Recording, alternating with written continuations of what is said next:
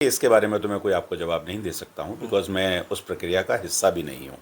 मैं यहाँ संगठन की मजबूती, चुनाव को जिताने के लिए आया हूँ।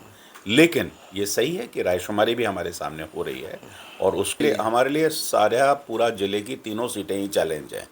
मैं किसी कॉम्प्लिसेंसी के साथ काम नहीं करना चाहता हूँ। नमस्कार, मैं हूं शरद टाक। आप देख रहे हैं मेरा यूट्यूब फेसबुक चैनल। आज हमारे साथ एक केंद्र से आए प्रभारी सिरोही जिले के प्रभारी सतीश उपाध्याय जी। आप भाजपा के पूर्व अध्यक्ष भी रहे हैं दिल्ली के। सर, अब बात सीधी सपाट बात की जाएगी कि लोगों को सूची का इंतजार है। भाजपा सूची कब जारी करेगी आपको?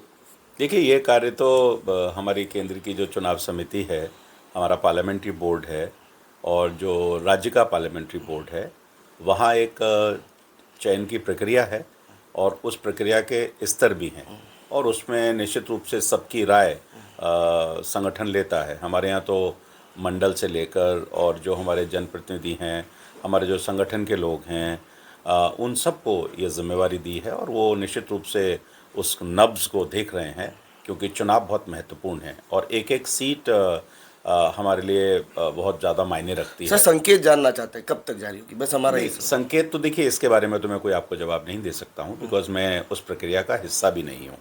मैं यहाँ संगठन की मजबूती, चुनाव को जिताने के लिए आया हूँ। लेकिन ये सही है कि रायशुमारी भी हमारे सामने हो रही है और उसको अभी चुनाव डिक्लेयर होने वाले हैं। लेकिन ये सारा निर्णय चुनाव की जो समिति है, जो इसको देख रहे हैं और मेरे ख्याल से अभी फर्स्ट वीक में ही हमारे सेंट्रल पार्लियामेंट्री बोर्ड की मीटिंग भी है, तो उसमें जो भी निर्णय लेंगे और उनको कुछ लगता होगा कब ये निर्णय लेना है, तो उसके बारे में तो वही निर्णय लेंगे। इसके बारे में मेरा सर, आप टिप्पणी। चुनाव जिताने आए हैं, आप ही कह रहे हैं। 3 विधानसभा है। पिछली बार एक विधानसभा पर निर्दलीय 2 भाजपा ने चुनाव जीता है। बड़ा चैलेंज है इस बार बिल्कुल, भाजपा के लिए। हमारे लिए सारा पूरा ज़िले की तीनों सीटें ही चैलेंज हैं। मैं किसी कॉम्प्लिसेंसी के साथ काम नहीं करना चाहता हूँ कि 2 हम जीते ही हैं तो वो निश्चित रूप से हम उसमें भी किस प्रकार से अपने टारगेट को, अपने लक्ष्य को बढ़ा करके हम उसको लेकर के जाएंगे। मान लीजिए हम कोई सीट 18,000 से जीते थे, कोई सीट हम 27,000 से जीते, या कोई सीट 10,000 से जीते, या कोई सीट हम 10,000 से जीते, हारे, तो निश्चित रूप से हमारा टारगेट, एक लक्ष्य लेकर के जाएंगे कि कम से कम 50,000 का टारगेट बने और उस टारगेट में जितना भी लक्ष्य हम प्राप्त कर पाएँ उसको प्राप्त करें और उसके लिए पूरे संगठन को नीचे हमारी जो पोलिंग बूथ की समिति से लेकर, मंडल की समिति से लेकर, विधानसभा की समिति, जिले और सर्वस्पर्शी कार्य करके सबको एक्टिवेट करने का सर, इस काम बार हमारे प्रतीत पास हो है। रहा है कि भाजपा को भाजपा से ही लड़ना है। नहीं, मुझे नहीं लगता। मैं इस बात से मैं बिल्कुल सहमत नहीं हूँ कि भाजपा कभी भाजपा से नहीं लड़ती और भाजपा कांग्रेस को ही आंतरिक हराना इतना है। विरोध है, इस नहीं, वजह से ये। मैं तो यहाँ आया हूँ, मुझे तो कोई आंतरिक विरोध दिखाई नहीं देता। देखिए, एक बात समझिए कि सभी राजनीतिक दलों में, खाली भारतीय जनता पार्टी में नहीं, आप राजनीतिक दल के कार्यकर्ता हैं और राजनीतिक दल के लोगों में चुनाव की आकांक्षा होना आंतरिक मतभेद का प्रतीक नहीं है। ये तभी तक होता है जब तक चुनाव का उम्मीदवार डिक्लेयर नहीं हो जाता और सबका अधिकार है सोचने का कि चुनाव वो लड़ सकता है। सर, इन दिनों एक वीडियो वायरल हो रहा है आदर्श क्रेडिट कोऑपरेटिव सोसाइटी का।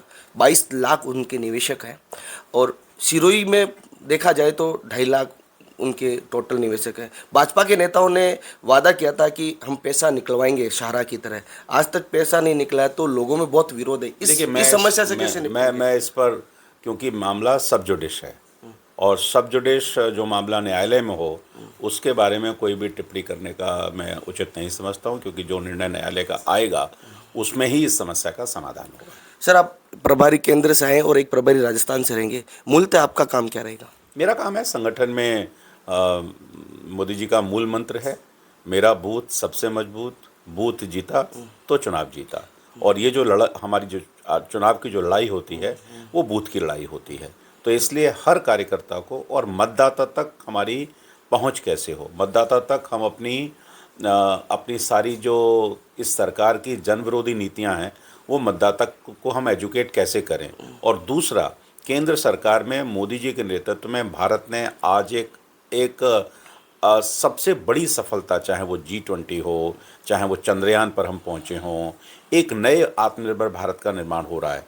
वो मतदाता तक केंद्र की चीज़ों को पहुंचाना और ये उनको विश्वास दिलाना कि अगर केंद्र के साथ साथ राजस्थान में भारतीय जनता पार्टी की सरकार आती है तो निश्चित रूप से मतदाता के रूप में और ख़ास करके सिरोही जिले में किस प्रकार का लाभ होगा और इसके लिए उनको एजुकेट करना ये हमारा काम है। अंतिम सवाल सर, कि अभी पिछले दिनों मोदी जी आए थे और मोदी जी की नज़रों ने पूर्व मुख्यमंत्री वसुंधरा राजे को जिस तरीके से नज़रअंदाज किया, वो एक बहुत बड़ा प्रभाव छोड़ के गया। इसका क्या असर पड़ेंगे? नहीं, मोदी जी कभी किसी को नज़रअंदाज करने का सवाल ही पैदा नहीं होता। ये तो आपका देखने का नज़रिया क्या है, आप किस नज़रिए से सवाल करते हैं, ये इस पर निर्भर करता है। मोदी जी के लिए सभी कार्यकर्ता एक बराबर हैं, चाहे वो पूर्व मुख्यमंत्री हों, और सभी को बराबर का सम्मान मोदी जी एक छोटे से छोटे कार्यकर्ता को भी और सभी लोगों को एक समदृष्टि से सबका साथ, सबका विकास, सबका प्रयास, यही उनका मूल मंत्र है और इसको लेकर ही मोदी जी चलते हैं। तो आप हैं सतीश उपाध्याय जी, जो दिल्ली के पूर्व प्रदेश अध्यक्ष भी रहे हैं, दिल्ली अध्यक्ष भी रहे हैं और अभी वर्तमान में केंद्र से आए सिरोही जिले के प्रभारी भी हैं। आपका दावा है कि सिरोही की तीनों विधानसभा भाजपा के खाते में जाएगी।